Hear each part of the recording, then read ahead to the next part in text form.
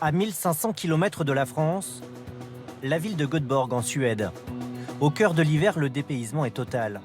Et c'est ici que ces deux jeunes apprentis de Clermont-Ferrand sont venus faire leur stage de fin d'études. Je m'appelle Louis, j'ai 17 ans, je suis venu ici pour apprendre la cuisine. Je m'appelle Nicolas, j'ai 20 ans et je suis venu apprendre la pâtisserie. Et s'il y a une chose qui ne change pas en Suède, c'est qu'en pâtisserie, on travaille au cœur de la nuit. Salut, tu dors sur les croissants de la viennoiserie, dans le four? Ici, le patron est français, en Suède depuis 20 ans. Un certain confort pour Nicolas. Malgré tout, au milieu des croissants et des pains au chocolat, il découvre aussi la gastronomie locale. Ça, c'est des bulets au safran. C'est une viennoiserie spécifique de la Suède. C'est sortir des chantiers battus, faire quelque chose au safran, j'y aurais jamais pensé. Et lorsqu'il s'agit de servir les premiers clients, là, la France semble vraiment très loin. Niveau langue, ça se passe comment? On essaye. Sylvain Marron a connu les mêmes difficultés lorsqu'il est arrivé en Suède. Mais lui a dû se débrouiller seul. Alors, depuis qu'Erasmus s'est ouvert aux apprentis, il encourage les jeunes Français à venir dans sa boulangerie. Avoir l'opportunité de pouvoir voyager en Europe et d'avoir en fait, une structure, des moyens financiers. Pour les jeunes, c'est une chance en fait. Car pour partir à la découverte du Grand Nord, Nicolas bénéficie pendant 1 an d'une bourse adaptée au niveau de vie suédois. Il touche 1500 € par mois, entièrement financée par Erasmus et Pôle emploi.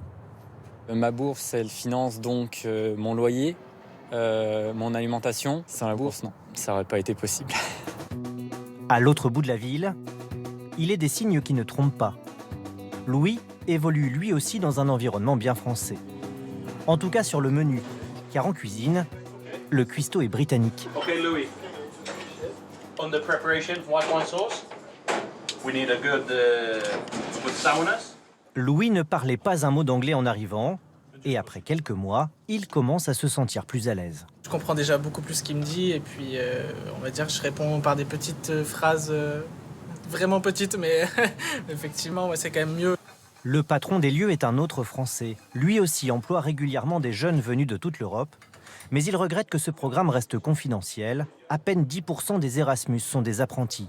Il faudrait que toutes les écoles fassent une espèce de plateforme européenne, parce que les élèves ne savent pas où chercher, et nous, les sociétés, on ne sait pas où les chercher. Sans l'initiative personnelle d'une enseignante, Nicolas et Louis, eux, ne seraient certainement pas venus en Suède. Au-delà du travail, ce voyage est aussi un apprentissage de la vie à l'étranger, et tous deux n'ont déjà qu'une envie. Partir à la recherche sur un autre pays en fait. J'aimerais bien partir en Asie, genre Corée du Sud, Japon. À l'image de leurs collègues, Nicolas et Louis seront peut-être les futurs ambassadeurs de la gastronomie française à l'étranger.